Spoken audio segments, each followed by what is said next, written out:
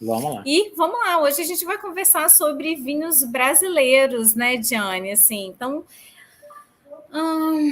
antes de começar, assim, eu gosto de falar, inclusive a última live que a gente fez sobre vinhos brasileiros, a gente falava que era o nome da live, a gente colocou vinhos brasileiros, os queridinhos do momento, o queridinho do momento, né? Isso aí. E o que para você hoje representa assim os vinhos brasileiros? Eu acho que a gente colocou essa live no ano passado porque teve um boom bem grande do crescimento do consumo de vinho brasileiro. Na pandemia foi registrado um aumento muito grande durante a pandemia, no auge dela do ano passado, foi registrado no mercado um grande crescimento do consumo de vinho. Ponto. Dentro desse consumo de vinho, o vinho brasileiro tem um destaque enorme por N fatores, né, que a gente falou naquela live e fala rapidamente aqui. Então, os fatores econômicos, né, dólar lá em cima, complicando um pouco a liberação dos vinhos importados, né, o importador tem que pagar o câmbio, então com o dólar lá em cima ele vai deixando até o dia que o dólar dá uma baixada e ele consegue colocar menos dinheiro para tirar o vinho. E com isso o vinho brasileiro, que já está aqui, que não tem que ter essa liberação, foi uma forma do cliente, do consumidor conseguir e continuar a beber vinho de muito boa qualidade, encontrando uma faixa de preço mais acessível e mantendo uma excelente qualidade. Então, respondendo a sua pergunta de agora, como é que eu vejo o vinho brasileiro hoje em dia? Eu acho que o vinho brasileiro está mais do que consolidado no nosso mercado. Vinho branco, vinho tinto, vinho rosé, vinho espumante, sem sombra de dúvida, já há alguns anos que tem mercado cativo, você tem uma fatia cativa no mercado, porque o brasileiro bebe bastante espumante, e eu acho que o brasileiro até aprendeu a dar uma certa filtrada no que é espumante de qualidade. Porque, sei lá, vou dizer até uns 5 anos atrás, um pouquinho mais, a gente podia encontrar vinhos espumantes de qualquer lugar do mundo, e eu falo com dor no coração, mas da Itália, inclusive, de péssima ou de muito baixa qualidade, por um preço impossível de ser verdadeiro, assim. Então, você podia encontrar espumante tipo Prosecco feito em qualquer lugar da Itália e chegava com preço muito barato aqui. Competia direto com o vinho espumante brasileiro. Mas a qualidade só tinha preço e não tinha a qualidade justa para aquele preço, era muito inferior. Então, nessa mudança toda, o brasileiro enxergou o espumante brasileiro, depois de enxergar, atestou a qualidade e viu que é excelente e mudou de produto. Né? Então, é uma coisa que até eu falo sempre nas aulas que eu faço na ABS, no W7, qualquer lugar. Vai beber um vinho espumante, você obrigatoriamente não tem que comprar nada fora o brasileiro, a não ser que você realmente queira beber champanhe. Para falar de espumante, esquece Argentina, Chile, Uruguai, Califórnia, esquece tudo. Bebe vinho espumante, que a qualidade é lá em cima. A Adriana, que é a nossa aluna também, falou que está curtindo o vinho bebendo um Prosecco da Salton. A gente bebeu ontem o Prosecco Salton, uma delícia. Tá muito, muito, muito bom mesmo. Mas vamos falar sobre um geral, sobre o vinho brasileiro, e antes da gente entrar realmente, quer dizer, já entrando aí nesse tema, o vinho brasileiro sofreu muito preconceito durante muito tempo, né, Diane? Assim. Então, queria que você falasse um pouquinho sobre isso. Já caiu por terra, tá? Então, se você está aqui nessa live ainda tem preconceito, ainda torce por nariz por vinho brasileiro, vamos parar com isso. Eu não acho sei, que não. isso aí é over, né? Já passou, né? Mas eu acho que, infelizmente, não sei não se já caiu por terra. Ainda tem um certo preconceito com o vinho brasileiro. Né? Primeiro não, ponto é o então, seguinte: para mim, já a caiu gente por não, terra. lógico que não. Mas o primeiro ponto é o seguinte: é começar falando de vinho brasileiro, né? Em vez de falar vinho nacional. Toda vez que você fala qualquer coisa de produto nacional, porque o vinho brasileiro, o vinho nacional, naturalmente você já cria uma antipatia, mesmo sem saber do que está falando. Então, produto brasileiro, vinho brasileiro. Vinho brasileiro, caramba. Até eu postei hoje um vídeo que eu gravei o vídeo, tinha que esqueci de postar quando eu recebi a caixa. Postei hoje aí do vinho brasileiro e que ela já vem assim. Eu não postei a minha ainda. Eu postei só que chegou, mas eu Postei. não postei a minha ainda. Que caixa maneira, né? Linda, muito legal a caixa, muito legal os vinhos que tem aí dentro também, o copinho, tudo muito legal. Então, é um movimento legal que a Vibra está fazendo para divulgar o vinho brasileiro. Então, qual é o problema? Eu acho que todo mundo ainda tem. O meu copinho é rosa, o seu é transparente? O meu transparente, só Então, rosa. qual é o problema? Vamos lá, vinho brasileiro. Qual é o problema? Eu acho que ficou marcado no subconsciente de todo mundo. Os anos 80, para o Brasil, na produção de vinho, foi uma tragédia, assim. nos anos 80, a qualidade realmente não era uma maravilha. Então, até os anos 80, eles utilizavam ainda aquelas barricas super antigas, aquelas barricas enormes, aqueles tonéis grandes de 20 mil, 30, 50 mil litros de capacidade para vinificar o vinho, para envelhecer o vinho. Então, a partir dos anos 90, que começou essa mudança drástica nos produtores de vinho brasileiro. Por quê? A nova geração começou a tomar conta, a nova geração passou um tempo viajando, conhecendo, estudando fora, e viu como eram feitas as coisas lá, como as coisas aceleravam muito. Então, eu penso que nesses 10 anos, dos anos 90 para os anos 2000 e pouquinho, 10, 12 anos, assim, teve um crescimento absurdo na qualidade do vinho brasileiro, porque a nova geração entrou e a nova geração trouxe novidades, que nada mais era do que produzir os vinhos de maneira melhor, usando barrica, reutilizando algumas barricas, mas utilizando muita barrica nova no começo. Tá, então, acho que foi o primeiro passo para essa grande mudança foi essa mudança, essa alteração aí do sistema de produção, digamos assim. Deixar de utilizar aquele grande tonel gigantão super antigo e melhorar um pouco a parte olfativa que o vinho tem. Então, durante esse tempo todo, dos anos 2000 para cá, muita coisa acelerou. Então, eu penso que nesses 20 anos, vamos dizer assim, né, de 1990 para 2000, 2000 para 2020, a gente andou mais de 50 anos, assim, sabe, na evolução do negócio do vinho no Brasil. A qualidade, eu vi passando aqui também um comentário falando sobre preço. O preço são outros 500, assim, né? Então, a qualidade do vinho brasileiro hoje é maravilhosa. A gente tem que imaginar o tamanho do país, né?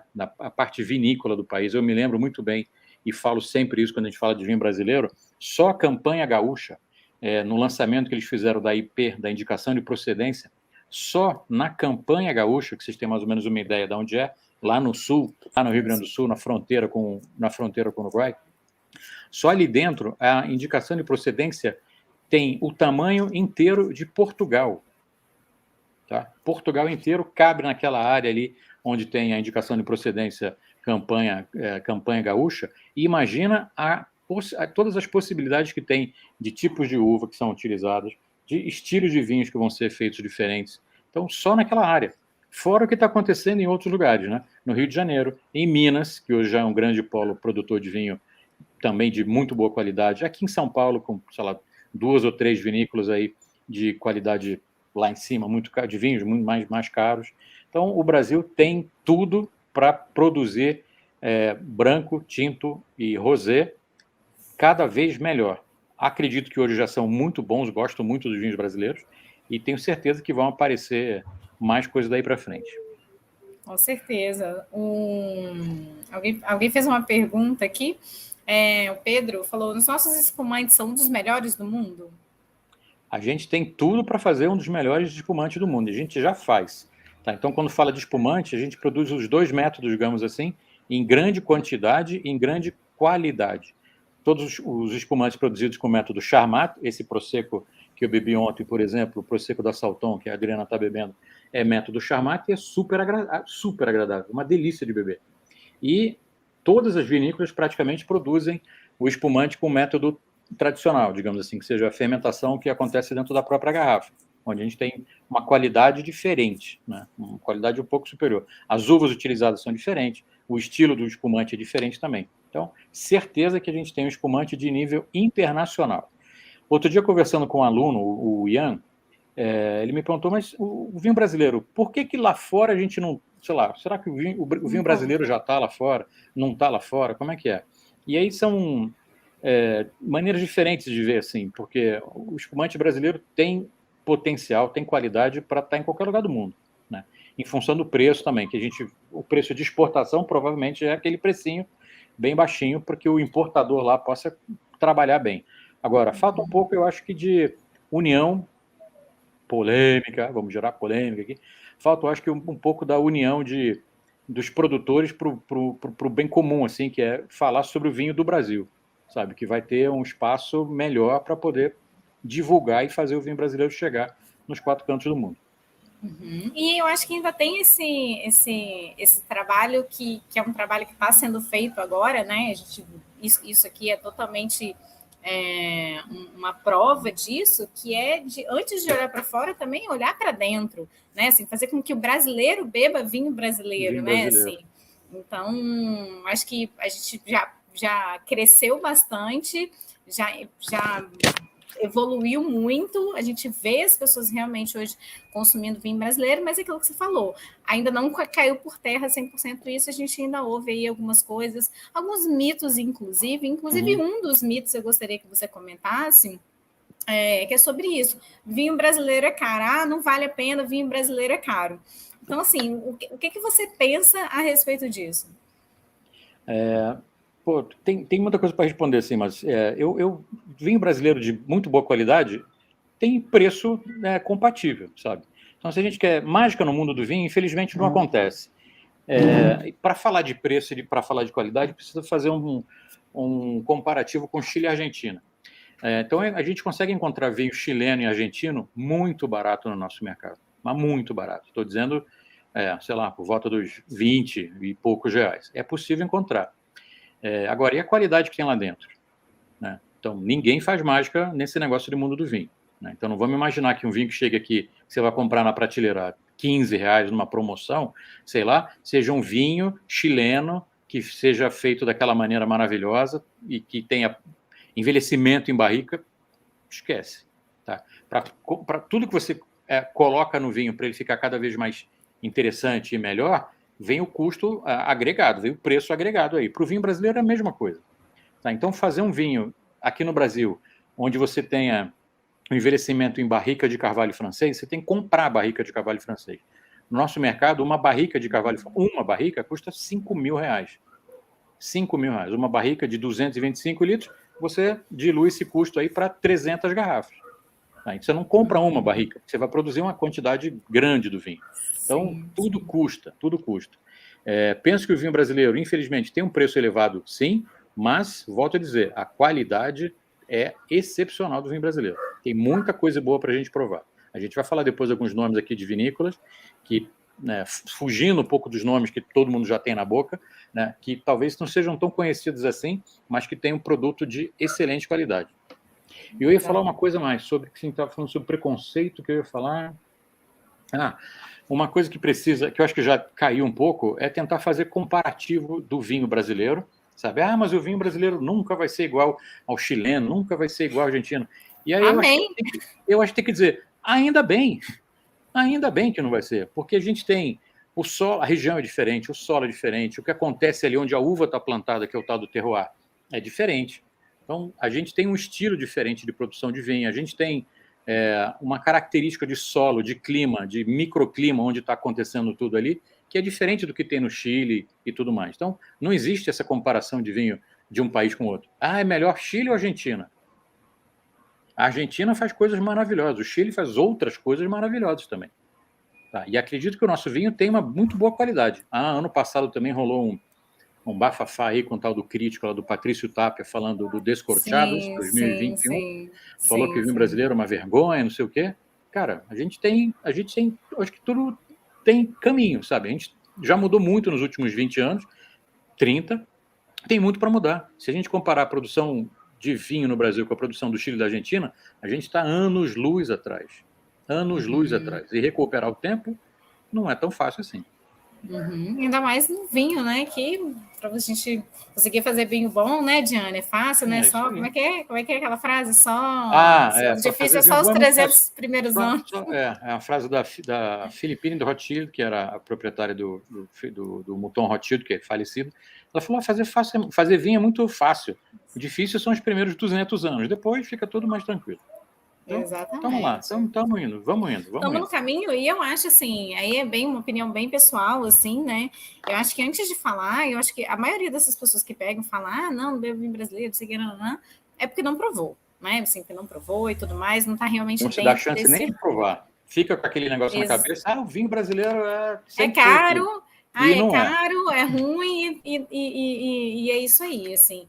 E, na verdade, eu acho que cabe a gente, como brasileiros, né? Assim, incentivar. E o nosso incentivo é provando, sem dúvida nenhuma, provando, dando feedback, né, para as vinícolas, seja uma vinícola grande, uma vinícola pequena e tudo mais, provando e dando feedback, gastando nosso dinheirinho, incentivando essas pessoas.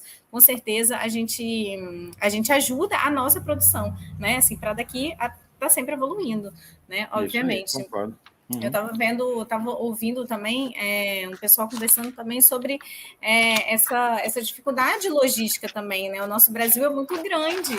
Então, você estava falando aí que a campanha gaúcha, né? Que é uma região lá no Rio Grande do Sul, é do tamanho de Portugal, né? Assim, então, olha o tamanho do nosso Brasil. Então, esse vinho precisa chegar em todos os cantos do Brasil. Eu sei que é muito difícil, alguém falou sobre isso. Mas assim, cabe a gente realmente incentivar esse consumo, provar e dar a nossa opinião e dar o nosso feedback aí para poder fazer todo esse incentivo assim. E o Brasil, me pergunta Brasil tem terroir, tem enólogo competente, tem tecnologia? Tem. O Brasil tem tudo. O Brasil tem enólogos competentes, o Brasil já teve muita consultoria de enólogos de fora do Brasil, né?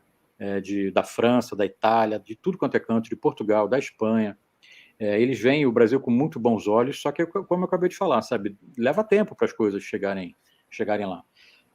Por exemplo, a Miolo, durante muitos anos, ela desenvolveu um projeto, que é o projeto do Lote 43, com o enólogo, o famoso enólogo, como é que chama lá? Winemaker, Michel Rolland.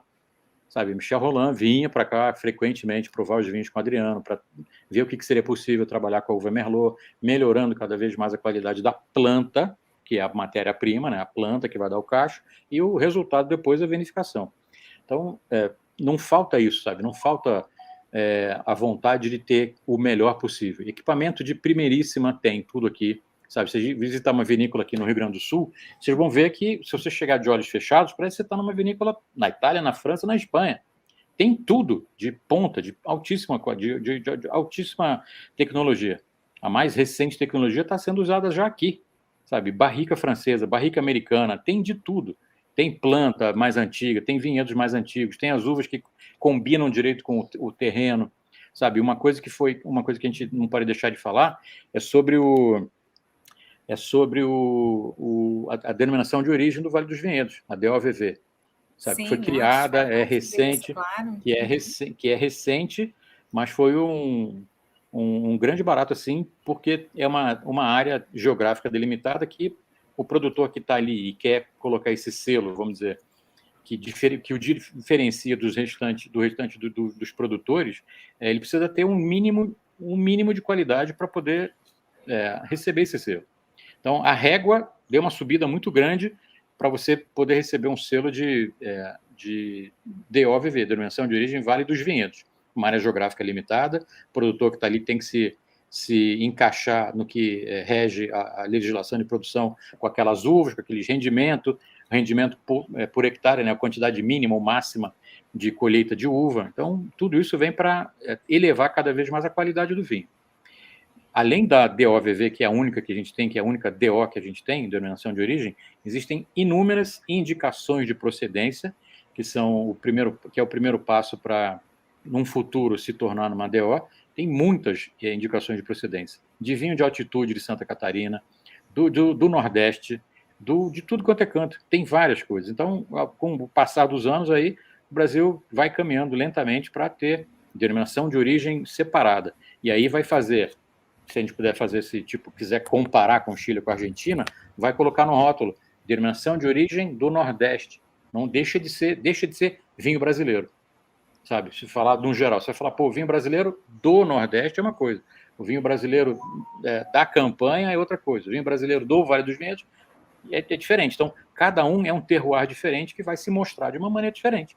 Assim como a gente tem Bordeaux, Borgonha, Chablis, Vale do Loire na França, e tudo é vinho francês, mas quando se fala de região, a história muda completamente, a gente vai ter isso aqui também. Não é da noite para o dia. Exatamente, não é da noite para o dia. E tem muito para crescer, né? Isso que é muito legal. E, gente, vamos falar assim, o pessoal é corajoso, hein? Os donos de vinícola, a galera que está ali investindo e tudo mais, porque assim, eu tenho um amigo aqui, né, pessoal, que tem um vinhedo aqui de vitis vinífera aqui no estado, aqui no Espírito Santo, e você vê assim o quanto é suado tão, e dispendioso assim realmente o trabalho de você enfim, primeiro conseguir um lugar, porque para você fazer um vinhedo em algum lugar, são muitas questões, né, Diane? Assim, você tem que fazer muitos estudos. Falar assim, esse lugar é o lugar do meu vinhedo. E aí comprar as mudas e tudo mais, trazer as mudas para cá, que é uma super burocracia. E beleza, planta, demora para dar as primeiras safras, né? Que o ciclo de um ano, as primeiras safras, elas não são assim, né? Volumosas e tudo mais, então é tudo muito teste até você chegar. Então, assim, a galera é muito corajosa mesmo, e a gente com certeza tem que incentivar isso aí. E estudiosa também, né? Aquilo que você falou, os enólogos foram para fora, estudaram, trouxeram enólogos de fora e tudo mais para poder buscar todo esse conhecimento e seguir. Falando de enólogo ainda, a Chandon é uma empresa que produz muito espumante aqui no Brasil. Antigamente, lá dos anos 80, ela era chamada de M. Chandon, M. Chandon, de Moët Chandon. É uma subsidiária da Moët Chandon francesa. E desde aquela época, desde os anos 80, que eu me lembre, sempre teve um enólogo francês trabalhando aqui, né, que está até hoje, que é o Philippe Mevel, e tinha a supervisão de um outro Philippe, chamado Philippe Coulon, que era o diretor-geral de enologia, que vinha com frequência para cá. Então, eles produziam nos anos 80 vinho branco, vinho tinto, vinho rosé, e eles abriram mão dessa produção, interromperam a produção dessas linhas. A linha de vinho se chamava Grand Philippe, desse vinho da Chandon. Grand Philippe era homenagem aos dois Philippes que trabalhavam. E eles pararam de produzir esse vinho porque viram que naquela época a qualidade estava no espumante. Então hoje o que a Chandon é? A Chandon é uma gigantesca produtora de vinho espumante em vários níveis diferentes de excelente qualidade. Falando sobre essas regiões assim no Brasil, vamos começar de baixo. Você falou um pouco da campanha ali, vamos começar dali para a gente ir subindo assim no Brasil. Fala um pouquinho da campanha gaúcha para a gente. O que a gente pode esperar dos vinhos que são produzidos nessa região? A gente pode esperar um desenvolvimento muito grande de uma uva que faz sucesso ali da fronteira para baixo, mas se adaptou muito bem ali, que é a uva Tanat, né? A uva Taná. Já tem hoje grandes produtores, como a Guatambu, por exemplo, que faz um taná excepcional. Tem a vinícola do Bueno, do Galvão Bueno, que é ali também na campanha gaúcha, que produz coisas interessantes, diferentes. Produz espumante, produz tintos também, produz vinhos de assemblagem. E a campanha tem o grande diferencial em relação ali à serra, é que é em planície. A serra é tudo escarpado, mais complicado, mais difícil de se produzir. E na campanha é tudo plano, tudo mais tranquilo. Uma grande vinícola que está lá na campanha, em Tuiuti, é a Salton, outra grande produtora de vinho espumante. Produz tudo, branco, tinto, rosé, mas espumante de excelente qualidade também. Então, só nessa nova indicação de procedência tem não sei quantas outras variedades de uva em experimentos, porque são diferentes pedacinhos de terra que eles têm lá, e vão experimentar muito, sabe? Então, todos eles fazem sempre experimentos, assim, em Santa Catarina, no Rio Grande do Sul. Quem já visitou a Miolo, deve lembrar que logo na entrada da Miolo, à esquerda, assim, tem um vinhedo redondo, que tem uma fileira de cada tipo de uva, que é sempre teste, que eles vão fazendo microvinificações a cada ano, para ver qual a uva que dá um resultado interessante para que possa ser explorado em determinados lugares. O Luiz Otávio está perguntando aqui no YouTube, a Miolo foi o precursor, assim, melhorar a qualidade do vinho do Brasil? Não sei se ela é a única, né? Talvez ela seja a maior, porque ou ao mesmo tempo em que ela estava nesse momento de melhorar a qualidade do vinho no Brasil, ela estava num momento de crescimento global, assim, se associou com uma empresa da Espanha, se não me engano, e virou uma multinacional, e com isso vinho brasileiro foi para lá e eles acabaram virando importadores de vinho também. Eu acho que foi uma das, né? Tem um papel importante porque ele é muito grande, mas eu não acredito que seja a única. Então a gente não pode deixar de falar da Casa Valduga, por exemplo, que é outra maravilhosa. A gente não pode deixar de falar do Adolfo Lona, que trabalhou durante anos em vinícolas também, vinícolas de grande porte. A gente não pode deixar de falar do Angevin, que também foi enólogo da Chandon durante um tempo. e que produz o seu vinho maravilhoso. Então, acho que tem muitos nomes aí importantes. Talvez a Miolo seja maior e todo mundo lembre principalmente dela. Tá todo mundo aqui. Fala da Miolo, fala da Geiss, fala da Alma Única, fala da Pisato, fala da Lídia Carraro. Nesse tempinho aqui, ó, eu fiz uma listinha de vinícolas aqui para falar. Uma listinha de 230 vinícolas and wines aqui, eles trouxeram também, né? O Galvão trouxe ele trouxe um enólogo italiano chamado Roberto Cipresso, que é um toscano, que faz Brunello de Montalcino. Ele tem um Brunello na linha dele lá também. E trouxe o Roberto Cipresso para fazer não só no sul, mas aqui em São Paulo tem a Guaspari, por exemplo. Eles trabalham muito com a uva Syrah. E eles trouxeram uma família super importante do Rhône, chamada Perrin, que tem o Chateau de Beaucastel, que é um mega produtor de Châteauneuf du Pape, para fazer consultoria para desenvolver essa uva Syrah. E teve um resultado assombroso, assim, sabe? É um vinhaço caro para chuchu e excepcional. Muito bom. Okay, a gente falou ali da campanha gaúcha, vamos subir um pouquinho, vamos para Bento Gonçalves, vamos falar ali no Vale dos Vinhedos. Vamos lá, Vale dos Vinhedos, então, é onde tudo começou, na Serra Gaúcha, onde tudo começou.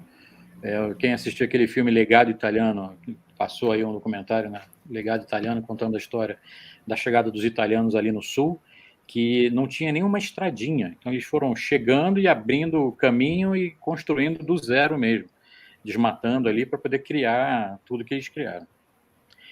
Então, a cultura do vinho começou ali exatamente pelo fato de eles terem essa cultura italiana de você ter um pedacinho de terra e você cultivar o seu tomate, sua salada, sua cenoura e sua planta, sua vinha, para você fazer seu vinho para beber em casa. Né? Ninguém compra vinho de ninguém, lá eles produzem o seu próprio e fazem. E a indústria começou assim, sabe? Eles se reuniam aos domingos lá para ir para a igreja e depois tinha uma celebração gigante, todo mundo junto almoçando, cada um levava uma coisa e tinha o vinho, porque faz parte da cultura, beber vinho no almoço, beber vinho no jantar, beber vinho para a refeição. Sim. E começou assim. E as coisas foram tomando proporções gigantescas, né? Até no comecinho do século XX, que a indústria já estava feita ali. Já tinha todo mundo produzindo vinho, muitos nomes importantes ali produzindo e tudo mais. Então começou dessa forma. E é a região mais antiga produtora de vinho do Brasil, é a região mais tradicional produtora de vinho do Brasil, e não é à toa que ainda hoje, faço essa ressalva, ainda hoje é a melhor região produtora de vinho do Brasil.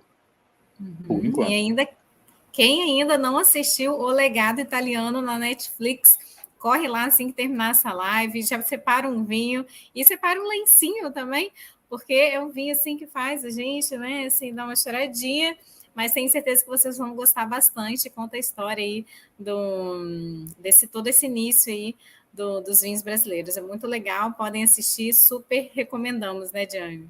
Opa, super filme, linda. E aí, falando em Vale dos Vinhedos, o que a gente pode esperar desses vinhos? Que uva ali que mais se adaptou legal? Qual vinho que a gente pode comprar ali sem erro? Vale dos Vinhedos. Quando você fala de Vale dos Vinhedos, eu imagino que só pode pensar na denominação, na DOVV. Então, a DOVV tem a uva Merlot para a produção dos seus tintos e a uva Chardonnay para a produção dos grandes brancos, tá? Fora os espumantes e tudo mais.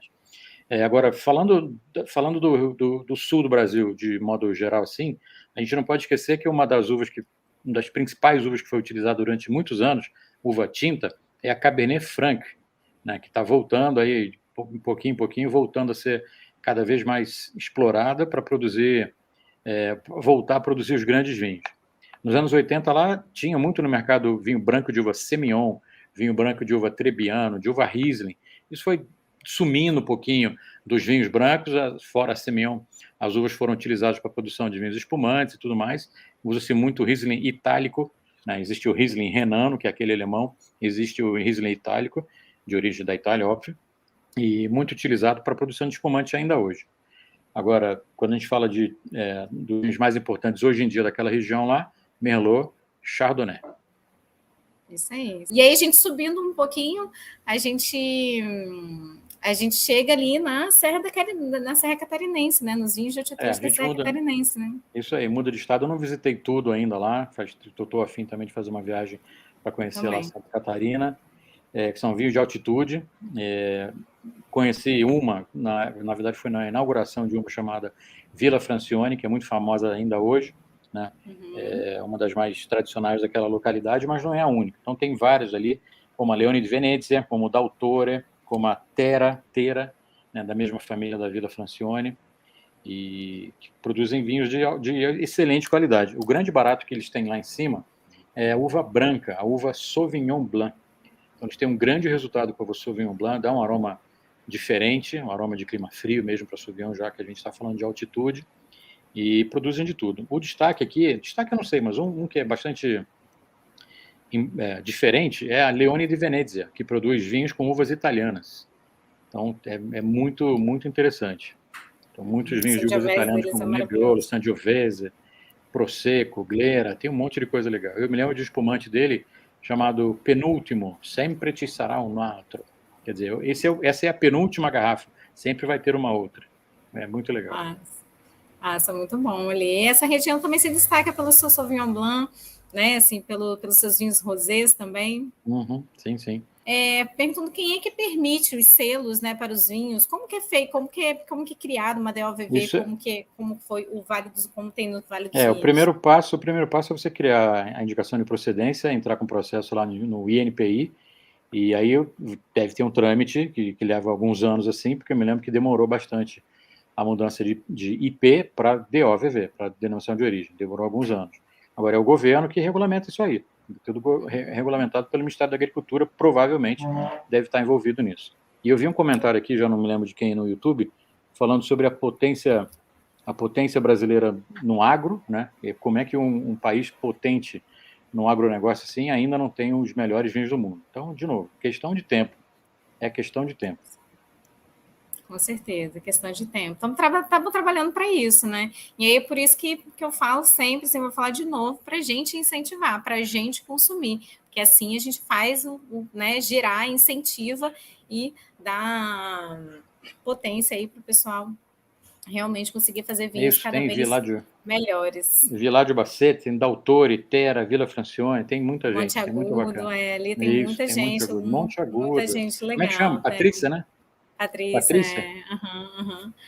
Bom, vamos subir mais um pouquinho, já que a gente falou um pouquinho sobre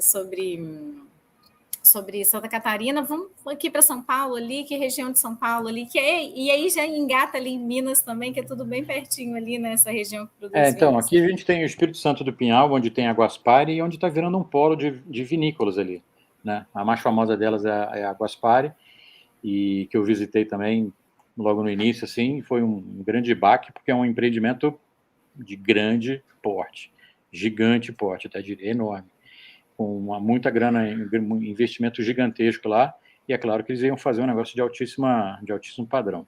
Os vinhos são muito caros, né, da linha Vista, ele tem uma linha de vinha chamada Vista do Chá, Vista de não sei o que, não me lembro os nomes todos agora, mas a qualidade, sim, enorme, muito, muito, muito boa mesmo. Depois, no sul de Minas, eu ainda não visitei também nenhuma lá, mas tem várias vinícolas bacanas, trabalhando com todo tipo de uva que a gente possa imaginar. Uma delas, inclusive, chamada Luiz Porto. Eles tinham uma fazenda de café lá e também acabaram implantando vinhedo, e a Luiz Porto hoje produz vários vinhos legais.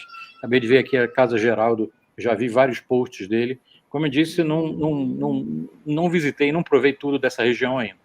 Mas é bacana Casa falar, Verrone, porque é mais um polo de produção. Casa Verrone, acho que uma das últimas edições da Expo Vines, que era uma feira de vinho, ganhou como um Syrah, ficou no top 5 ali da degustação dessa feira. E fez um sucesso bem, bem interessante. Maria, primeira estrada, isso aí, muito bom. E ali, aí nessa região, a gente já começa a conversar, alguém falou no início da live, sobre a dupla poda, né? Então, ali nessa região, aí a gente daí para cima, a gente já começa a falar nesse tipo de na verdade, ele inverte. Produção de vinho, né? Ele inverteu o ciclo da vinha para poder a vinha não frutificar no verão, mas frutificar no inverno, né? Então, foi uma grande sacada que ele teve lá, que eu sempre não me lembro o nome dele, Marcos Regina, alguma coisa assim, Marcelo Regina, Maurício Regina, não me lembro o primeiro nome, mas foi a grande reviravolta que aconteceu ali. Então, essa técnica diferente que ele utilizou conseguiu ter um resultado enorme. Então, ampliou a técnica para todo mundo utilizando essa maneira de produzir. E falando em dupla poda, em São Paulo, em Minas ali, a gente lembra também, na minha cabeça vem primeiro sempre Murilo Regina, isso mesmo, obrigada. Murilo Regina, isso aí.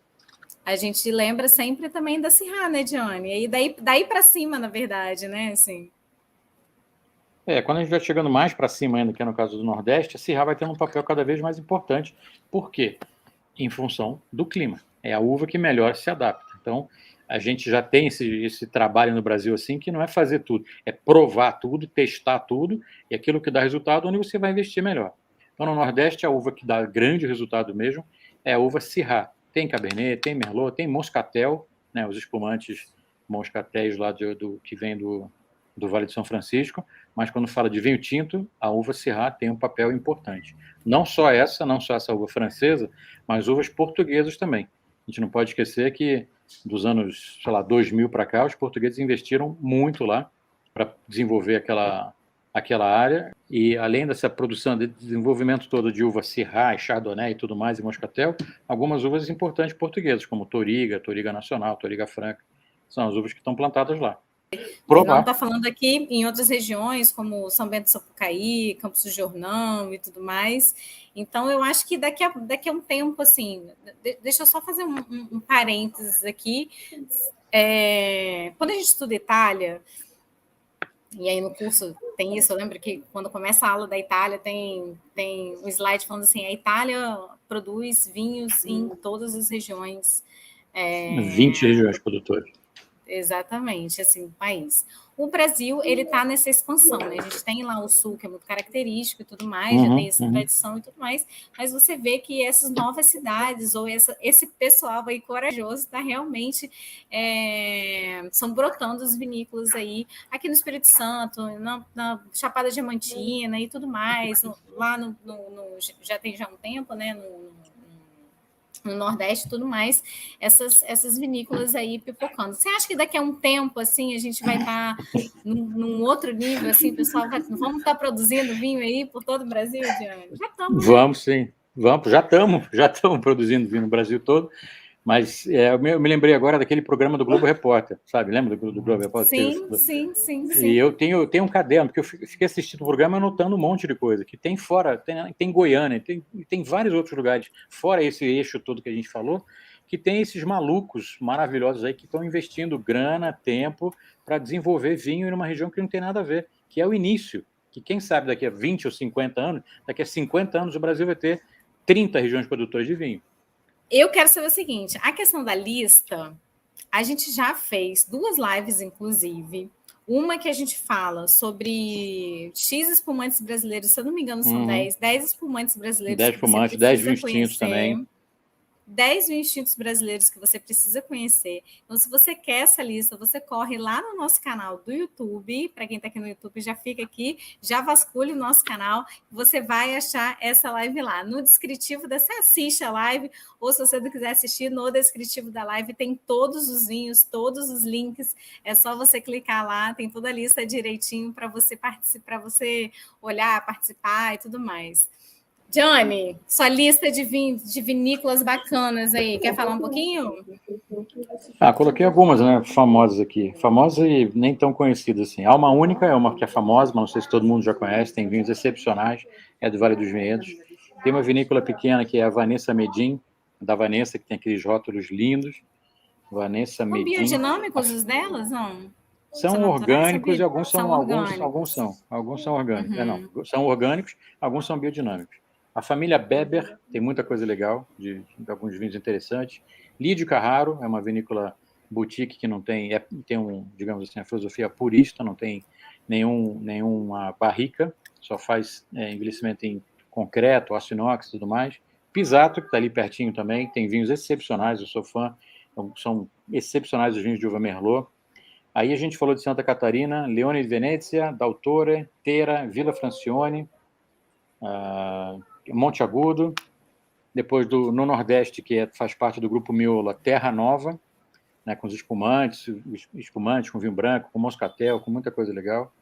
A Bueno Wines, que é do Galvão Bueno, que é lá da campanha. O Angeben, que ele produz um vinho de uva Teroldego, que é uma uva italiana.